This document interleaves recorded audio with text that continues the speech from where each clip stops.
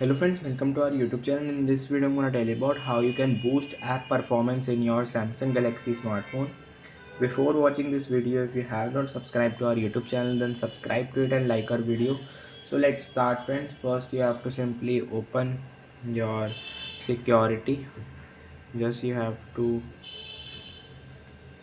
can go to that also, and if you want to boost your app, then you have to simply go to settings, apps.